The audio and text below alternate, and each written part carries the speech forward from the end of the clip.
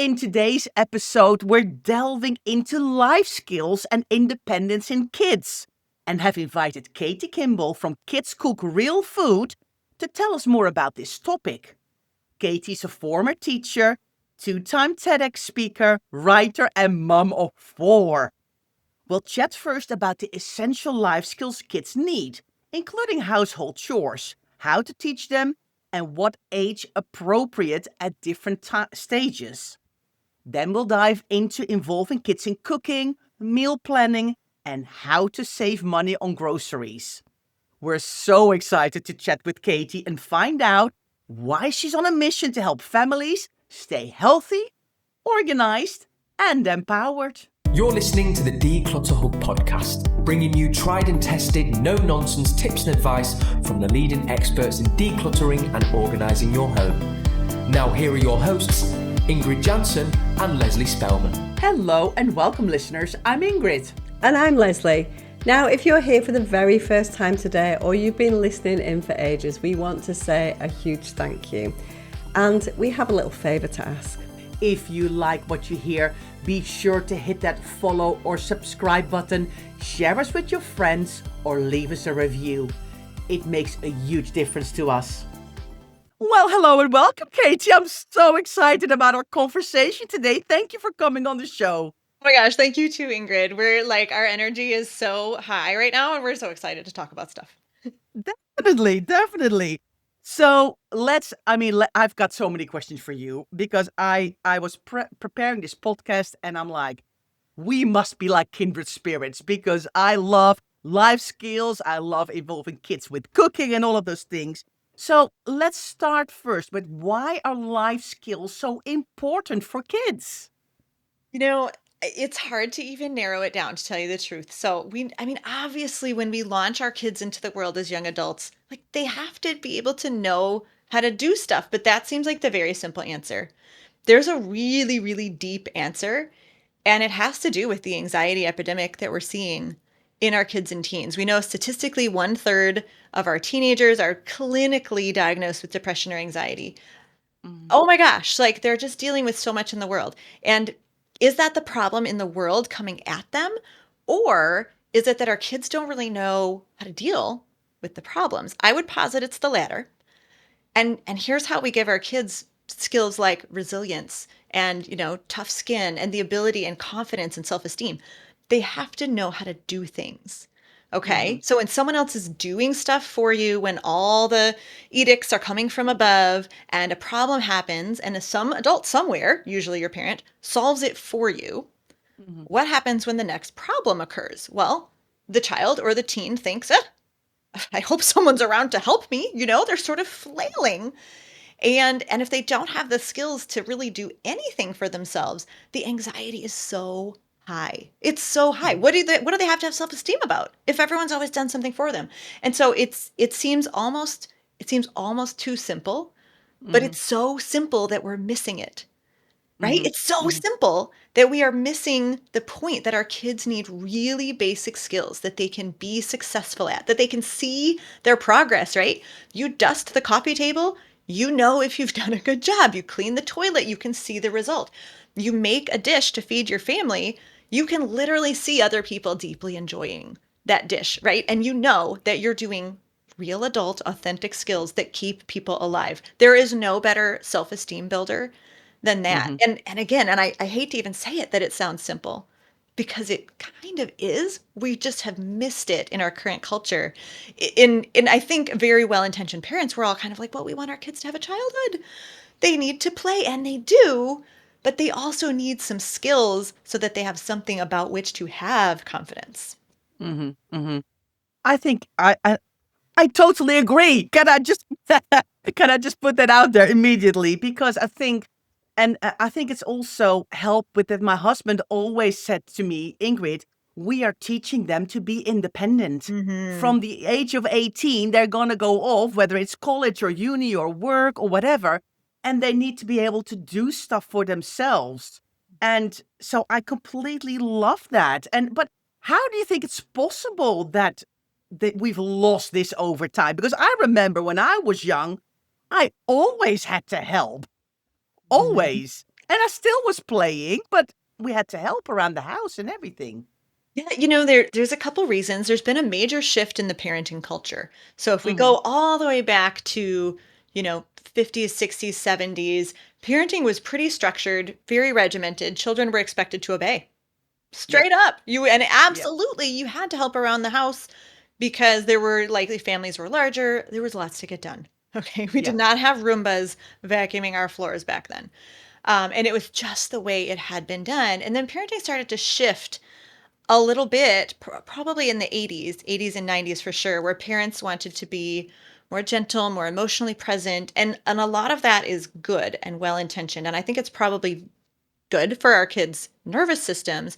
Hmm. However, when that spilled over into the structure and the logistics of the family and thinking errantly, oh, like I want my kid's childhood to be easier than mine, right? Hmm. I think that's my parents wanted my childhood to be easier than theirs in general. Hmm. I'm a child of the 80s. And so that meant they didn't give us chores as much. They didn't teach us as much in the kitchen. And that made our adulthoods harder. Bummer, Yeah. right? That was the unintentional effect. And so now we're this next generation of parents.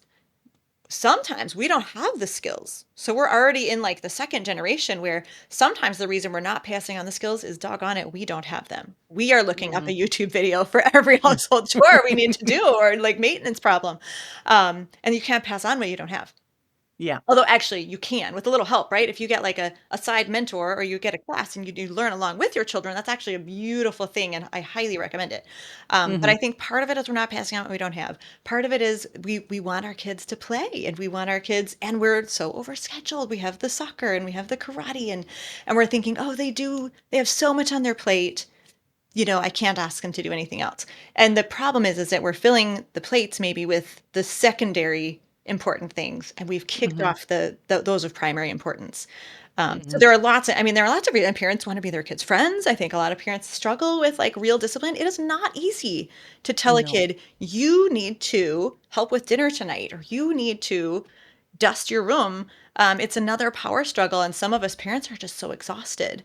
Yeah. We don't have the skills to parent with that discipline and to have those high expectations. But it's super possible. Like Yeah. you can learn them very quickly. Yeah. And of course, which is so interesting because now a lot of the women also work part time or full time. So the help actually is more needed than ever before. Because like my mom used to work part time, so she would do things around the house and she Mhm. would, get all of the stuff done that has to be done by running a house. And we still had to help, but now so many of the moms are working full time.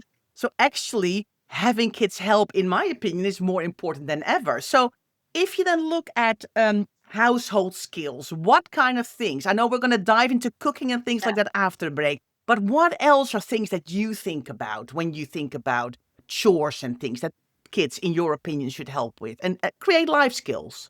For sure. I mean, we've been running our Life Skills Now summer camp for 4 years now. So we've amassed over 350 skills. I will not read down that list point by point. Don't worry. Um, but when I think about categories, we want to think about those household skills, the basics of cleaning the bathroom, dusting, sweeping, mopping, whatever. Hmm. We want to think about those options that pop up every so often. So how do you check the air in a tire? We did an awesome series on bike maintenance. Is that necessarily a, really important life skill? No. Is it really motivating to 8-year-old boys? Yes. Which is why you might want to include it. Depends on where you live. I'm from the Netherlands. Bike maintenance is crucial. Oh, I love that. I would love to live there. And so like we taught cleaning out a shower drain. It was one of the most popular workshops this year because my 9-year-old dug into the shower drain and we had like a warning, like, look away if you're easily grossed out, because it was so interesting. It was so unique to the kids and very much possible for an Hmm. 8-year-old, a 7-year-old to just do on their own. So honestly, well, and okay, let me do a couple more categories. Finances, major Yeah. category. Kids have to understand how to think about money and how to use money, how to save money.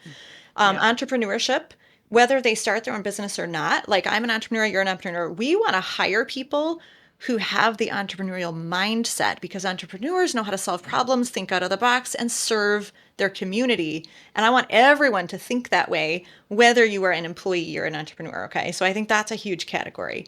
And then, so those are like a lot of those are hands on. And then we talk about minds on skills as well when it comes to emotional regulation, organizing your time, organizing your space, organizing your calendar. It's again over 350, and we have a huge wish list of things to come. So there are many, many skills, but what I really want parents to drill that down to is, what can my child accomplish partly independently?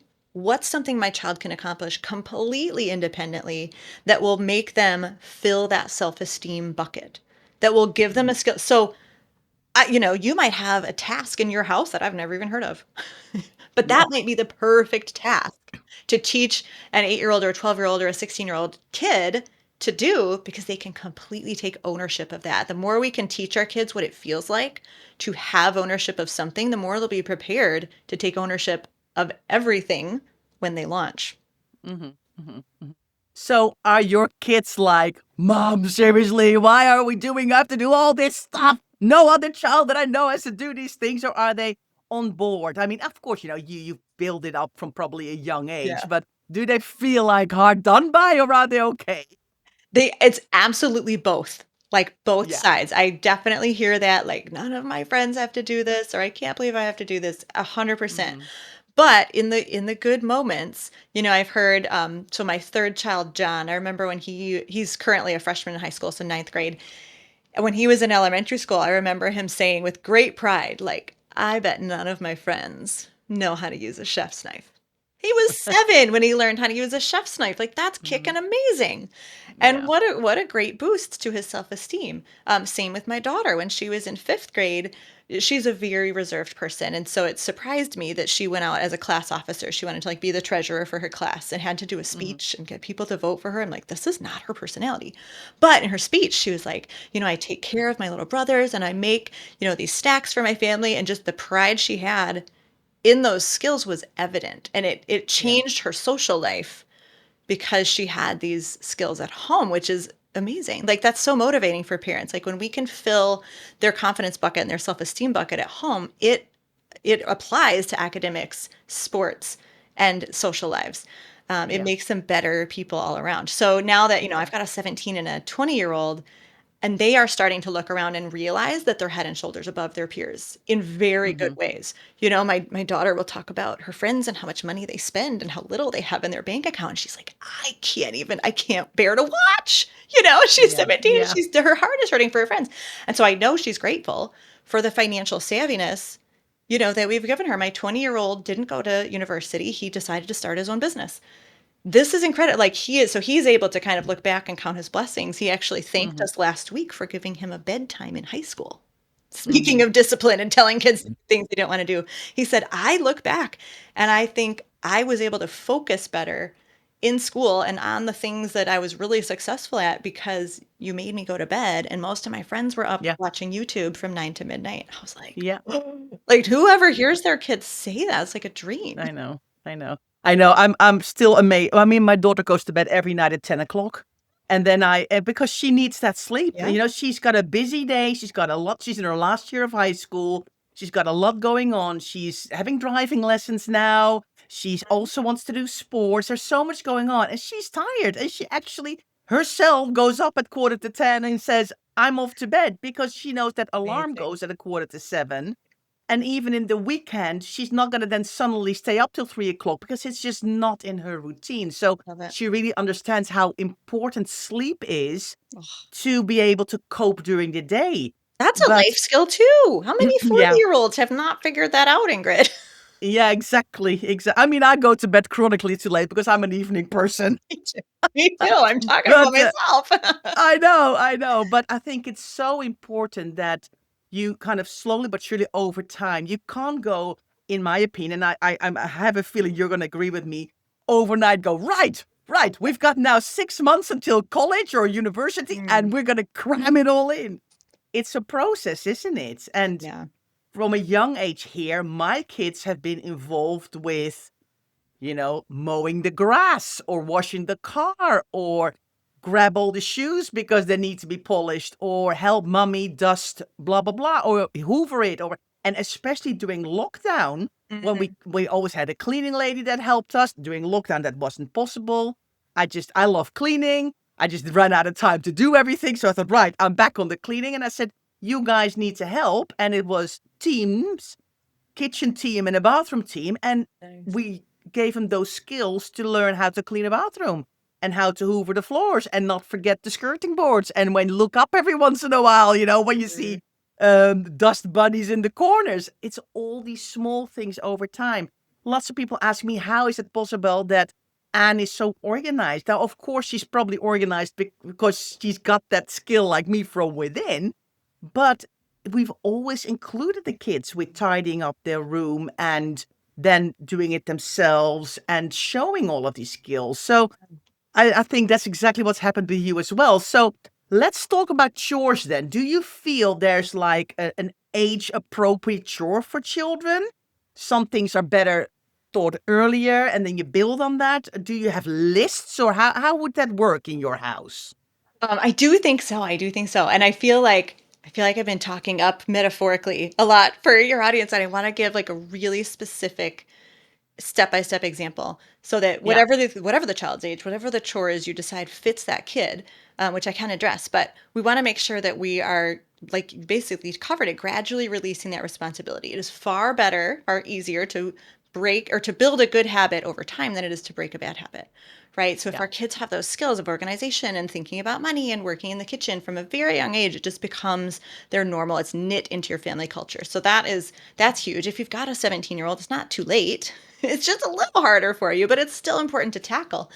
And Yeah. when I try to transmit a skill to my child, I'm going to first show them what to do. The younger the child, the more slowly you go, maybe the more words you use, the more little chunks you break it down into.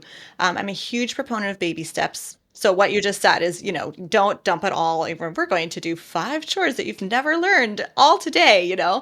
So one at a time, very, very good. And I think remembering that the child does not need to be perfect right away, letting go of some of that perfection. So when I think Yeah. about probably the most recent chore that I taught was for my youngest, he actually asked to learn to clean the toilet, which I know sounds very sci-fi, like what universe am I living in? Because I had never taught any. He's the youngest of 4, so he always gets all like the easy jobs, and he's still the baby of the family, even though he's almost 11. But I'd never taught anyone to clean the toilet. I don't know why. That was like my own block, like, oh, this is gross. Like, mom's just going to do it. And he was like, I need something that's just mine. Teach Hmm. me how to clean the toilet. So I did. It took 5 to 10 more minutes the first time. But then here's the secret is the next couple weeks when your kids are practicing that chore and they're not perfecting it, but they're getting better, right? They're progressing. Yeah. Yeah. Just stay close. And so I take 5 minutes to clean a toilet. He's going to take 25 to 30.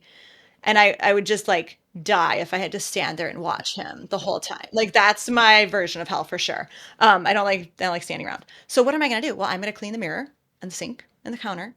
And I'm going to do like the rest of the bathroom. And so that's better for him because you're co-working. You're like sharing the same space. He's an extrovert. He Hmm. loves people around. And so that's a really good way to keep the kids motivated that we're both together while we're working. Doesn't have, but you're Yeah. not doing the same thing.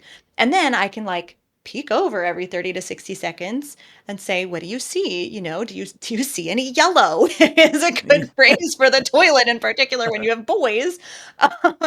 So I'm redirecting him, I'm helping him a little bit, complimenting him, right? And so that's sort of this like phase 2. Phase 1 would be the demonstration. Phase 2, you want to guide them along. And then of course, phase 3, you get to have them do it themselves. How amazing is Yeah. that? And so phase 1 takes longer.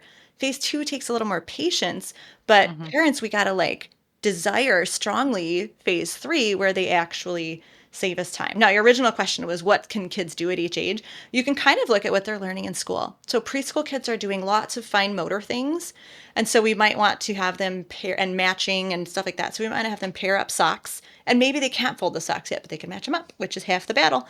And maybe they're folding, like we have cloth napkins or washcloths or hand towels, things that are small and easy to fold in the laundry. Absolutely, down to age 18 months, they can be moving laundry from Yeah. washer to dryer. So Do you need a list? Maybe. It's kind of nice. We do have some lists at Kids Cook Real Food, but even more so, you just look at what are my kids' physical abilities?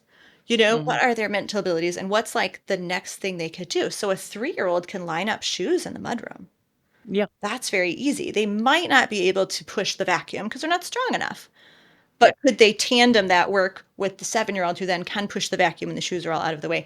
It's really like I hate giving lists because every family's a little different, every child's a little Yeah. different. But you can easily right now, every parent can go, oh, I can think of each of my kids, and I Yeah. can think of one thing in the house that would be right in that zone of proximal development where it's not too easy, but it's not too hard or too much pressure on them.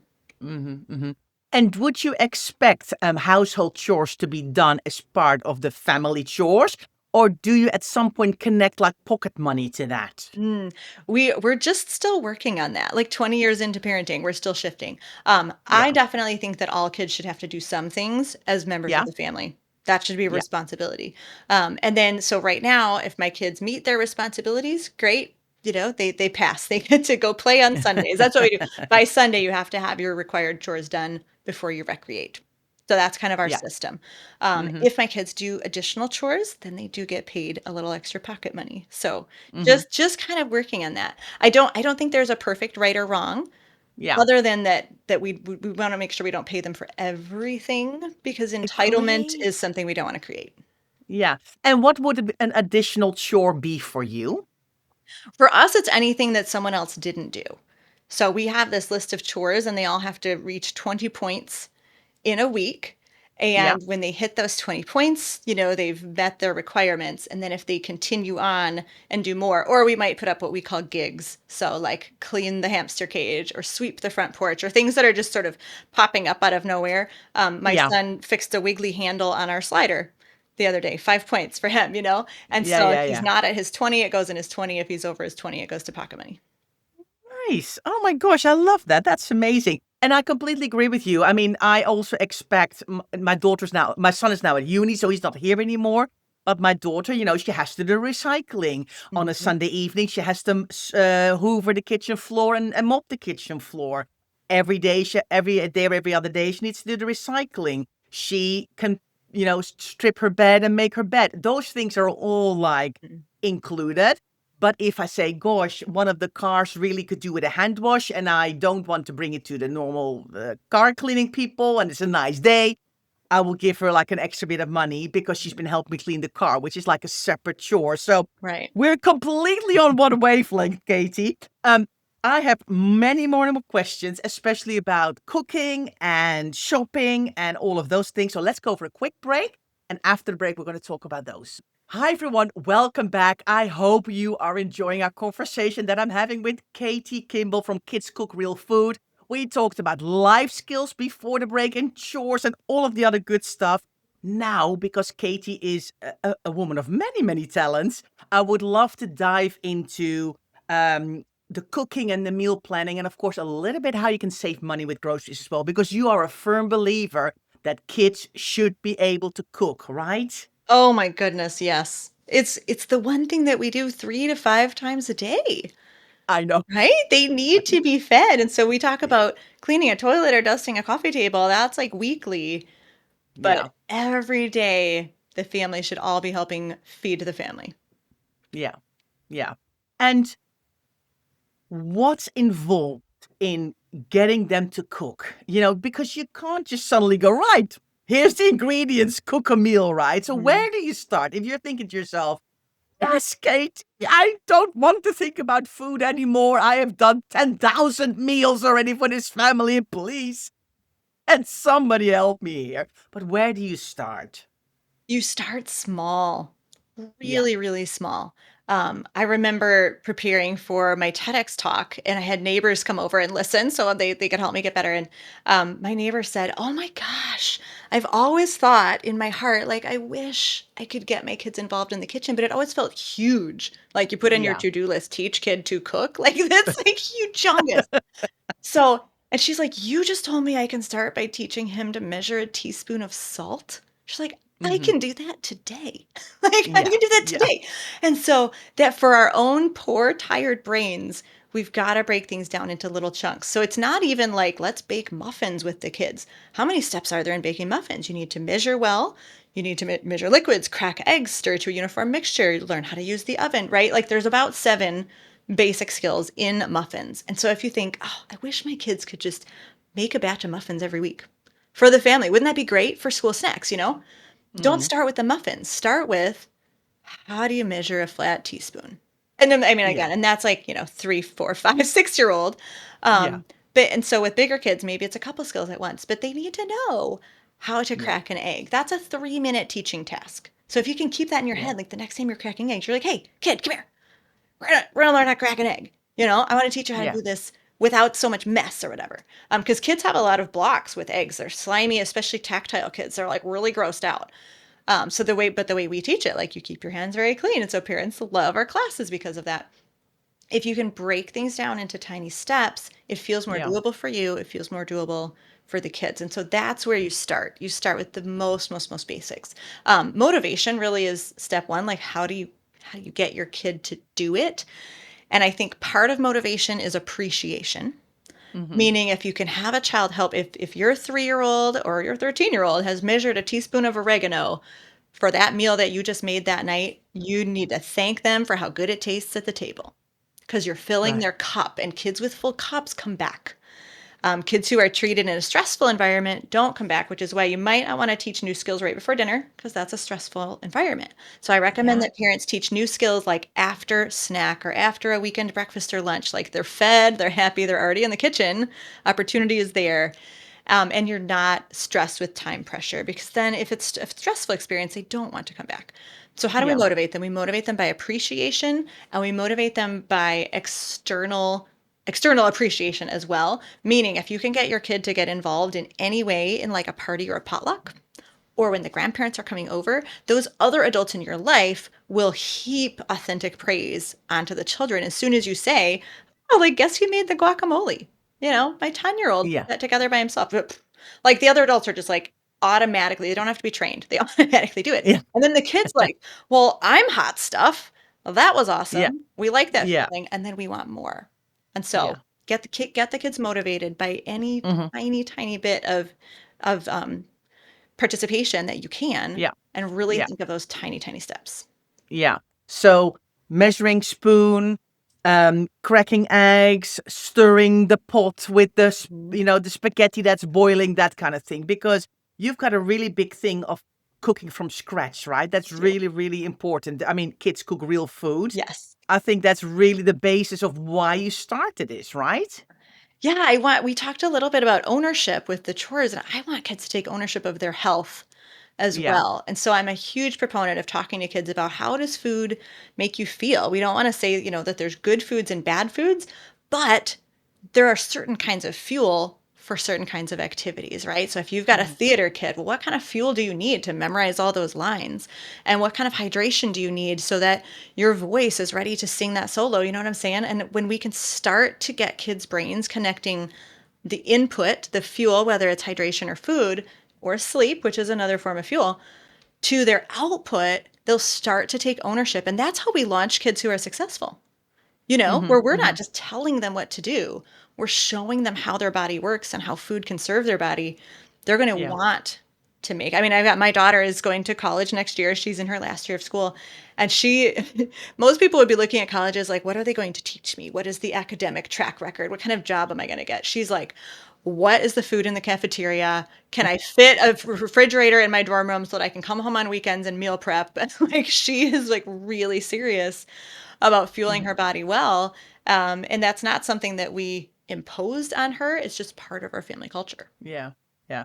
I must admit, I was very proud when my son went off to uni and actually called me and said, Mom, I've just been to the grocery store. I've done a 5 days worth of shopping. I've thought about what I'm going to eat, which leftovers I'm going to have. So I'm not going to waste any money because I think suddenly he's never been like a big spender, but I think he suddenly realized, wow, when he actually really went for himself to the shops for the first time, he Mhm. realized how expensive Yeah. everything is.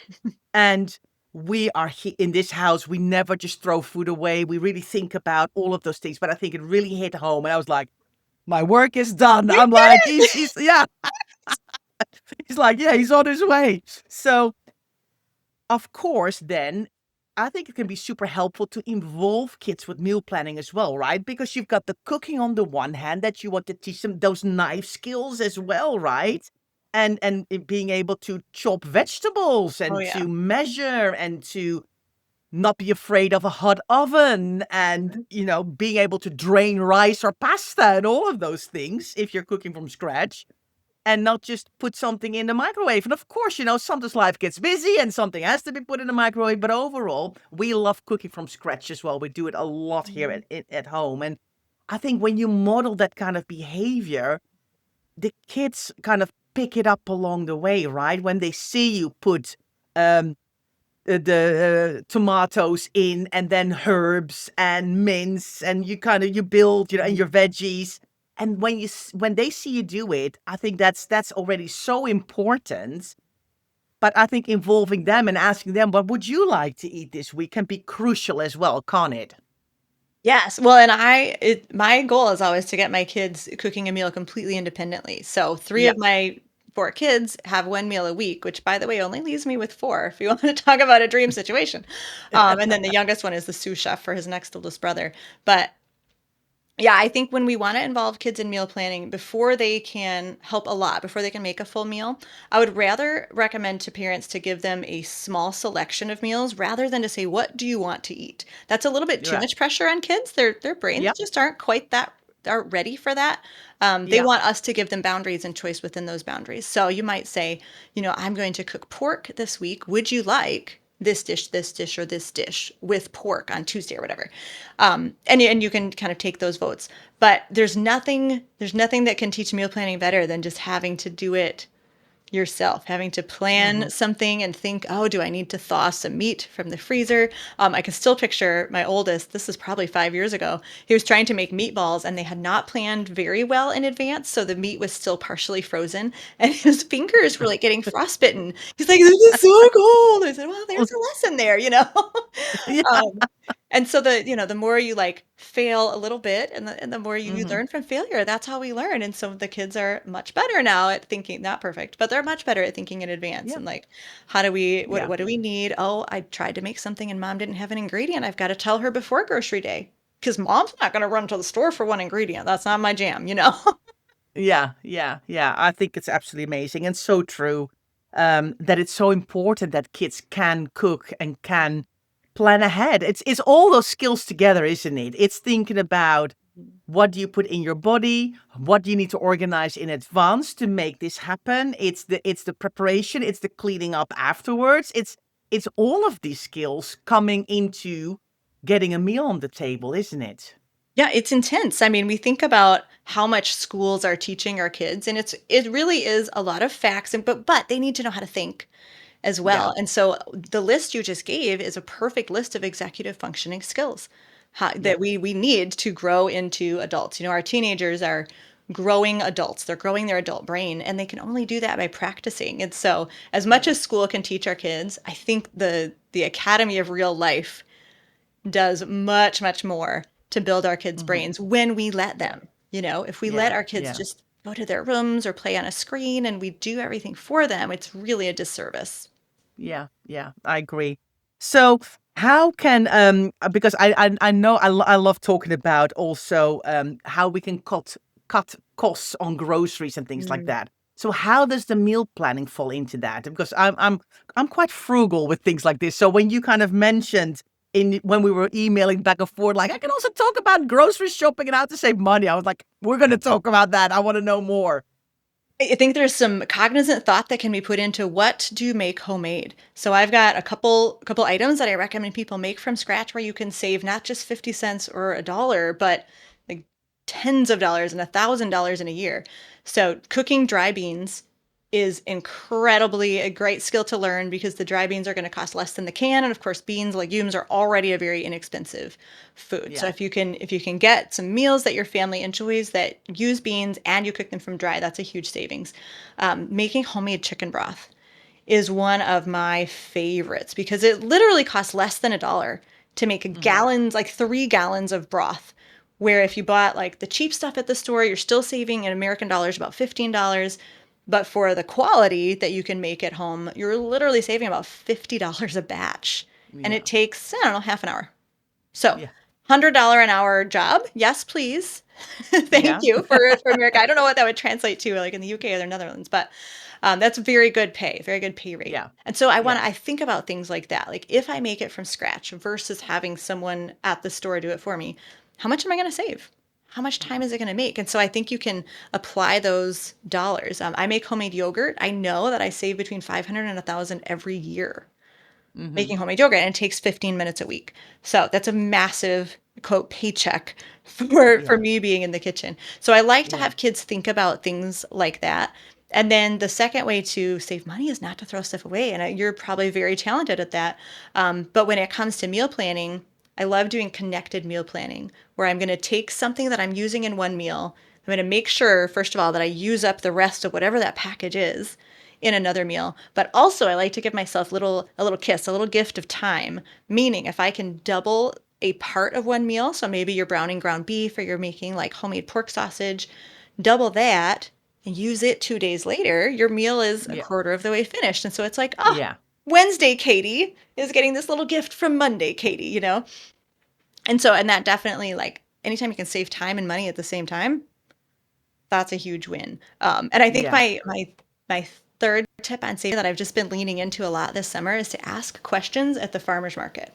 If you have any time where you're like actually interacting with the farmer who grew the food, and you can ask, would you sell a larger a larger batch in bulk where you can save money? Or the other day I asked if they had seconds on peppers. Do you have those overseas where they're like just imperfect? Yeah. Yeah. Yeah.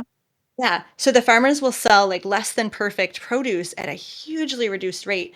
So I should have spent $1 per pepper. Like I should have gotten 8 peppers for my $8 and I got 32 peppers for $8. So I'm going to Wow. chop those up. Yeah. So those are in the freezer, for chilies and soups and stews all winter long.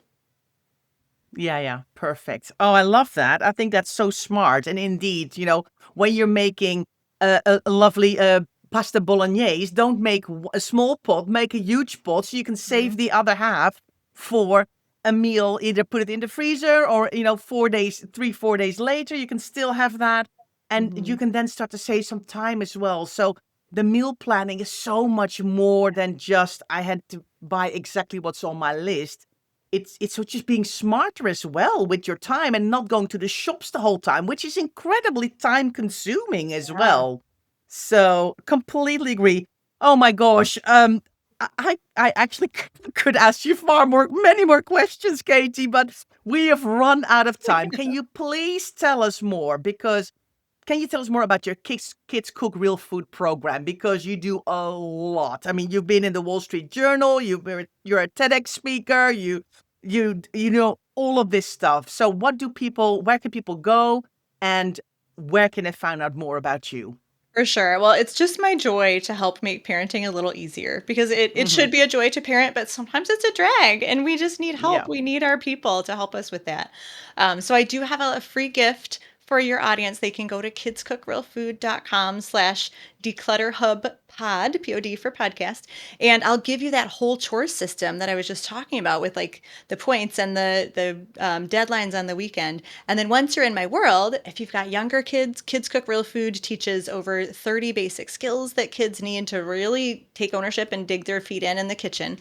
We're just developing Teens Cook Real Food, which I'm really excited about. That'll be over 100 videos. Woo! But really just extending to like, this is like everything a young adult would need to cook for Yeah. themselves in their first apartment. And I'm so thrilled about that. And then we have our life skills camp and our life skills classes that teach everything from finances to entrepreneurship to emotional regulation to those household chores. So once you're in my world, you have a partner on your parenting team to bring more joy to parenting. I love it. So we'll put all of the links in the show notes, obviously, because we would love for you to grab that freebie from Katie with all the chores and the points. I think it's fantastic. Listeners, I've been like glued to this podcast, listening to Katie giving us so much good stuff. I hope you enjoyed it too. And has this podcast made you think? Because that's what we always really hope that happens. And you think to yourself, gosh, yeah, my kids actually could do with a bit more life skills. Where can I involve them? I always say this is not a hotel. Kids need to help and kids need to contribute. So has this podcast made you think, gosh, yeah, I need to help them, get them on board with cooking, or I'm going to show them how to clean a loo, or wow, yeah, maybe doing a bit of extra pocket money for like a harder chore is not a bad shout, but they need to do the basics first and they need to help with the recycling. All these things help because we want to create independent kids who can, go out there when they're adults and do all of the stuff yourself, because there's a lot. As you know, there's a lot involved in running a house. And thank you, Katie, for all of your fantastic advice and tips. I've really enjoyed this conversation. Oh, I'm so glad it felt helpful. Thank you, Ingrid. Thank you so much. And listeners, we will see you next week. Thanks for being here. Thanks so much for listening to the Declutter Hub podcast. Don't forget to subscribe to us in your podcast player so you don't miss an episode, and we'll see you next week.